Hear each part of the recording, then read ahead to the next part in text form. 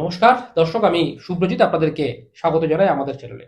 দেখুন, ভারতবর্ষ এমন একটি কাজ করেছে এবং নরেন্দ্র মোদী এমন একটি কাজ করেছেন যাতে পাকিস্তান, চীন এবং তাদের ছোট ভাই বাংলাদেশে কিন্তু ভূমিকম্প চলে এসেছে। না, এটা একেবারে সেই প্রাকৃতিক ভূমিকম্প এমনটা আপনারা ভাববেন না, কিন্তু এই ভূমিকম্প মনের ভূমিকম্প। এই ভূমিকম্প হয়েছে চিন্তাতে, অর্থাৎ পাকিস্তান, বাংলাদেশ এবং চীন তারা কিন্তু ঘুমোতে পারছে না। কারণ ভারতবর্ষের প্রধানমন্ত্রী নরেন্দ্র মোদী ভারতবর্ষের নেভির হাতে তিনটি অত্যাধুনিক পাপের বা অত্যাধুনিক মানের যুদ্ধ জাহাজ কিন্তু তুলে দিয়েছে, এবং এই যুদ্ধ জাহাজ একেবারে স্বদেশী প্রক্রিয়াতে তৈরি, স্বদেশী যন্ত্রপাতিতে তৈরি এবং স্বদেশী প্রযুক্তিতে তৈরি। এবার দেখুন, ভারতবর্ষের নেভি দর্শক এটা পৃথিবীর মধ্যে অন্যতম শক্তিশালী নেভি, এবং ভারতবর্ষের নেভিকে শক্তিশালী হতেই হবে। যে কোনো দেশের নেভি যত শক্তিশালী হবে সেই দেশ কিন্তু ঠিক ততটাই শক্তিশালী। ভারতবর্ষ এমন একটি দেশ, যে দেশকে আপনারা জানেন যে ভারতবর্ষ একটা বৃহৎ জায়গা জুড়ে আমাদের যে সীমানা শেয়ার করতে হচ্ছে, সেই সীমানা কিন্তু জলস্তর রয়েছে। যেমন এক পাশে আপনার আরব সাগর, এক পাশে রয়েছে বঙ্গোপসাগর, নিচের দিকে চেন্নাইয়ের দিকে আপনি যখন যাবেন ভারত মহাসাগর। অর্থাৎ এই যে দীর্ঘ পথ, সেই পথ জুড়ে ভারতবর্ষের চারিপাশে কিন্তু রয়েছে শুধুমাত্র জলপথ। এবং এখানে ভারতবর্ষ যদি শত্রু মোকাবেলা করতে চায়, ভারতবর্ষকে অবশ্যই নেভিকে শক্তিশালী করতে হবে। এবং ভারতবর্ষের প্রধানমন্ত্রী নরেন্দ্র মোদী তিনি ভারতবর্ষের নেভির হাতে তিনটি অত্যাধুনিক মানের যুদ্ধ জাহাজ তুলে দিলেন। এবং কেন এই যুদ্ধ জাহাজগুলি গুরুত্বপূর্ণ এবং কেন বাংলাদেশ এবং পাকিস্তান এবং চীনে ভূমিকম্প শুরু হয়ে গিয়েছে, এটা নিয়ে আলোচনা করব। একেবারে শেষ পর্যন্ত ভিডিওটি দেখবেন। দেখুন, ভারতবর্ষের ডিফেন্স বাজেট অনেক। ভারতবর্ষ কিন্তু $90 বিলিয়ন ডিফেন্স বাজেট রয়েছে, যেটা পৃথিবীর মধ্যে চতুর্থ বৃহত্তম, অর্থাৎ প্রথম সব থেকে বেশি ডিফেন্সে পয়সা খরচ করে বা টাকা খরচ করে আমেরিকা, তারপর চীন, তারপর রাশিয়া এবং তারপর ভারত। ভারতের আশেপাশে কিন্তু পাকিস্তান, বাংলাদেশ এই সমস্ত কোনো দেশ নেই। পাকিস্তান যেটা বলছে যে তারা ডিফেন্স বাজেট 80% বৃদ্ধি করে 67 বিলিয়ন মতন করবে। কিন্তু আমি বলি, পাকিস্তানের এই যে ডিফেন্স বাজেট বৃদ্ধি, এটা কিন্তু তাদের যে ইকোনমি, সেই ইকোনমির 80%, অর্থাৎ 18%, 18%-এর মতন। ভারতবর্ষের যে ইকোনমি রয়েছে, সেই ইকোনমির কিন্তু ভারতবর্ষ মাত্র 4% তারা খরচ করে ডিফেন্সে। ফলে ভারতবর্ষের ইকোনমির যদি 18% ভারতবর্ষ ইউজ করে, ওটা কিন্তু প্রায় 300 বিলিয়নের কাছাকাছি চলে যাবে। তো যাই হোক, পাকিস্তানের সাথে আমরা তুলনা করছি না। এখন ভারতবর্ষ যে তিনটি জাহাজ ভারতবর্ষের নেভির কাছে একেবারে আমাদের প্রধানমন্ত্রী তুলে দিলেন, কেন এই জাহাজগুলি এতটা গুরুত্বপূর্ণ? এই জাহাজগুলি যেখানে নির্মাণ করা হয়েছে, সেটা কিন্তু শ্যামাপ্রসাদ মুখার্জি পোর্ট, মানে গার্ডেন রিচ তৈরি করেছে শ্যামাপ্রসাদ মুখার্জি পোর্ট। সেই পোর্ট থেকে এই জাহাজগুলিকে নেভির হাতে তুলে দেওয়া হলো, একেবারে স্বদেশী প্রযুক্তিতে তৈরি। এবং ভারতবর্ষের টেকনোলজিতে, যে টেকনোলজি ভারতবর্ষ তৈরি করতে পারবে, যে টেকনোলজি ভারতবর্ষ জানে, যে টেকনোলজি ভারতবর্ষের হাতে রয়েছে, সেই টেকনোলজি থেকে এই জাহাজগুলি তৈরি করা হয়েছে। এখন এটার সাথে বিদেশি জাহাজের একটা ফারাক আছে। ফারাকটা আমি আপনাদেরকে বলি। ধরুন, আপনি একটা সাইকেলের দোকান দিলেন। এবার আপনি যদি সাইকেলটা নিজেই তৈরি করতে পারেন, তাহলে কিন্তু আপনাকে কাঁচামালের খরচ, আপনাকে বিদেশ থেকে কিছু আনা, বাইরে থেকে কিছু আনা, বা ট্রান্সপোর্ট খরচ, এই খরচগুলো কিন্তু বেঁচে যাচ্ছে।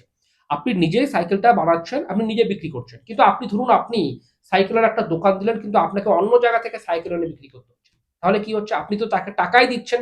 তারপর আপনার ট্রান্সপোর্টেশন কস্ট রয়েছে, অনেক কিছু রয়েছে, কিন্তু আপনি সেই টেকনোলজিটা শিখছেনও না যে আপনি কি করে সাইকেলটা বানাবেন পরবর্তীকালে। ফলে আপনাকে কিন্তু সারা জীবন সাইকেল কিনেই বিক্রি করতে হচ্ছে। এবার ধরুন, একইভাবে সামরিক শক্তিতে ভারতবর্ষ এই যে যুদ্ধ জাহাজ তৈরি করলো, এটা কিন্তু ভারতবর্ষের প্রযুক্তিতে ভারতবর্ষ কিন্তু শিখে গেল যে কিভাবে জাহাজটা তৈরি করতে হবে। ভারতবর্ষের $90 বিলিয়ন বাজেট থাকলেও, এই যে বাজেট, তার কিন্তু একটা বড় অংশ আমরা বাইরে আমাদেরকে ইনভেস্ট করতে হয়, যাতে আমরা সেখান থেকে যুদ্ধাস্ত্র কিনতে পারি। যেমন রাশিয়া থেকে আমরা S-400 ট্রায়াম্ফ যে এয়ার ডিফেন্স সিস্টেম কিনেছি। এখন ভারতবর্ষ রিসার্চ করছে যে ভারতবর্ষ কি করে নিজেরাও তৈরি করতে পারে। আমরা রাফায়েল প্লেন কিনছি, 5th জেনারেশনের প্লেন, যদিও ওটা 5th জেনারেশনের প্লেন নয়, কিন্তু আমাদেরকে কিনতে হচ্ছে, কারণ আমরা এখনো পর্যন্ত 4.5 ফোর্থ জেনারেশন বা 5th জেনারেশনের প্লেন কিভাবে তৈরি করতে হয়, যুদ্ধ বিমান, এটার প্রযুক্তি বা টেকনোলজি আমাদের কাছে নেই, আমরা এটা জানি না। ফলে এই যে $90 বিলিয়ন, এর কিন্তু একটা বড় অংশ আমাদেরকে শুধুমাত্র বাইরে ইনভেস্ট করতে হয়, যে সেখান থেকে আমরা প্রযুক্তি নিয়ে আসবো। যদি নিয়ে আসতে না পারি, অন্তত পক্ষে আমরা সেই এয়ার ডিফেন্স সিস্টেম হোক বা সেখান থেকে যুদ্ধ বিমান হোক, এগুলি আমরা নিয়ে আসবো। এখন ভারতবর্ষ মেক ইন ইন্ডিয়া প্রজেক্টের লক্ষ্য করেছে, এবং মেক ইন ইন্ডিয়া যে প্রজেক্ট, সেই প্রজেক্ট যখন চলছিল, ভারতবর্ষের যারা সায়েন্টিস্ট রয়েছেন বা ভারতবর্ষের প্রধানমন্ত্রী তিনি রয়েছেন, তারা দেখলেন যে ভারতবর্ষের ইঞ্জিনিয়াররা তারাও কিন্তু যথেষ্ট ভালো মাপের, অন্ততপক্ষে এই যে যুদ্ধ জাহাজ, এগুলি তৈরি করতে পারে। ফলে প্রধানমন্ত্রী এবং ভারতবর্ষ কি করলো, যে চলো এবার যা হবে, আমাদের যে বাজেট আছে, সেই বাজেটের একটা বড় অংশ আমরা স্বদেশী প্রযুক্তিতে ব্যবহার করব, মানে স্বদেশী প্রযুক্তি যেটা রয়েছে, স্বদেশী প্রযুক্তি। সেই টেকনোলজিকে আরো উন্নত মানের করার জন্য আমরা ব্যবহার করব, এবং ভারতবর্ষ সেই প্রচেষ্টায় কিন্তু সফল হলো দীর্ঘদিন পর। অর্থাৎ যে কংগ্রেসি আমলে আমরা দেখেছি যে একের পর এক বিভিন্ন বাইরের দেশ থেকে, ইসরায়েল হতে পারে, সুইডেন হতে পারে, জাপান হতে পারে, ফ্রান্স হতে পারে, যে সমস্ত দেশগুলি থেকে আমরা যুদ্ধাস্ত্র কিনলাম, নরেন্দ্র মোদীর সরকার বা বিজেপি সরকার আসার পর কিন্তু আমরা দেখলাম যে ভারতবর্ষ তৈরি করছে ব্রহ্মোস মিসাইল, ভারতবর্ষ বিক্রি করছে, বিভিন্ন দেশ সেগুলি কিনছে। ফলে ভারতবর্ষের একটা বিপুল পরিবর্তন হয়েছে, এবং ভারতবর্ষের টেকনোলজিরও কিন্তু একটা বিপুল পরিবর্তন হয়েছে। এবার আপনারা বলবেন যে তাহলে কেন ভাই আমরা প্লেন তৈরি করতে পারছি না ফিফথ জেনারেশন? দেখুন, এটা ইয়ার্স অফ প্রিপারেশন দরকার হয়। একটা ফিফথ জেনারেশনের প্লেনের ইঞ্জিন তৈরি করতে আপনাকে 20 বছর 30 বছর রিসার্চ করতে হয়, তারপর আপনি করতে পারবেন। বাইরের দেশগুলি যারা এই ইঞ্জিন তৈরি করতে পারে, তারা 20-25 বছর রিসার্চ করে একটা ইঞ্জিন তারা তৈরি করতে পেরেছে। ফলে ভারতবর্ষ এটা দীর্ঘ সময়, কংগ্রেসের সময় সেই ইনভেস্টমেন্ট গুলো তারা করেনি, এখন ভারতবর্ষ চেষ্টা করছে। তো এই যে যুদ্ধ জাহাজ, যে 3টি যুদ্ধ জাহাজ ভারতবর্ষ একেবারে ভারতীয় নেভির কাছে তুলে দিল, অর্থাৎ নরেন্দ্র মোদী প্রধানমন্ত্রী ভারতবর্ষের নেভির কাছে তুলে দিলেন, এই যুদ্ধ জাহাজ কিন্তু ভারতবর্ষের পুরো স্বদেশী প্রযুক্তিতে তৈরি। এবং যেটা গুরুত্বপূর্ণ, ভারতবর্ষের নেভিরা বলছেন যে ভারতবর্ষ অল্প সময়ের মধ্যে আরো বেশি সংখ্যক যুদ্ধজাহাজ কিন্তু ভারতবর্ষ তৈরি করতে পারে, এবং সেটা ভারতবর্ষের টেকনোলজিতেই তৈরি হবে, ভারতবর্ষের পোর্টেই তৈরি হবে। এবং এখানেই সমস্যা চীন এবং পাকিস্তানের। চীন যেটা ভাবতো যে ভারতবর্ষ কখনো তো নিজেরা তৈরি করতে পারবে না, চীন কি করতো, চীন কিন্তু বাইরে থেকে কেনে না। আপনি চীনের টেকনোলজি দেখবেন, চীন বাইরে থেকে কেনে না। চীন যা বলে যে ভাই আমাদের দেশেই তোমাকে বানাতে হবে, তুমি আমাদের ইঞ্জিনিয়ার, তুমি আমাদের দেশে বসে বানাবে, তুমি যদি না পারো বানাতে তুমি দেশ থেকে চলে যাও, বা তুমি অন্য কোনো কাজ করো, কিন্তু আমরা আমাদের দেশেই তৈরি করবো। এবং এটা চীন ভাবতো যে ভারতবর্ষ করতে পারবে না, কিন্তু ভারতবর্ষ করে রেখেছে। ফলে চীনের সাথে যে গ্যাপটা, অর্থাৎ যুদ্ধ জাহাজের, চীনের ধরুন একটু বেশি সংখ্যক যুদ্ধ জাহাজ রয়েছে ভারতের থেকে সংখ্যায়, এই সংখ্যাটা কিন্তু আস্তে আস্তে এবার কমতে শুরু করবে। টেকনোলজি আমি আলোচনা করছি না আজকে, কারণ চীনের যুদ্ধ জাহাজের যা টেকনোলজি সেটা কিন্তু খুবই খারাপ। চীন অনেক কিছু বলে ওরা ফোর্থ ফিফথ সিক্স জেনারেশনের প্লেন আছে, কিন্তু অ্যাকচুয়ালি সেটা ফিফথ জেনারেশন বা 3 জেনারেশনের প্লেন কিনে, এটা নিয়েও একটা সন্দেহ আছে। কারণ চীন তাদের টেকনোলজি কারোর সামনে শো করে না, চীন কোনো এয়ার শোতে, কোনো নেভেল শোতে সেখানে পার্টিসিপেট করে না, তাদের টেকনোলজি কাউকে দেখায় না। ফলে চীনের কি রয়েছে সেটা অন্য বিষয়। কিন্তু ভারতবর্ষ এবার যে একটা হিউজ অ্যামাউন্ট অফ, ধরে নিন প্রত্যেক বছর ভারত যদি 4 থেকে 5টি যুদ্ধজাহাজ তৈরি করতে পারতো, এখন 50টি তৈরি করতে পারবে, কারণ এটা ভারতের টেকনোলজি। ভারতবর্ষের পোর্টেই তৈরি হবে, ভারতবর্ষের ইঞ্জিনিয়াররা তৈরি করবেন, ভারতবর্ষ যারা রয়েছেন, শ্রমিক যারা রয়েছেন, তারাই, কারিগর যারা রয়েছেন, তারাই এই কাজে নিযুক্ত থাকবেন। ফলে ভারতবর্ষ দর্শক এবার কিন্তু এশিয়ার যে নেভাল পাওয়ার বা যে নেভি শক্তি, সেই নেভি শক্তিতে কিন্তু চীনকেও পরাজিত করতে চলেছে, এই বিষয়ে কোনো সন্দেহ নেই। এখন পাকিস্তানের সমস্যাটা কি?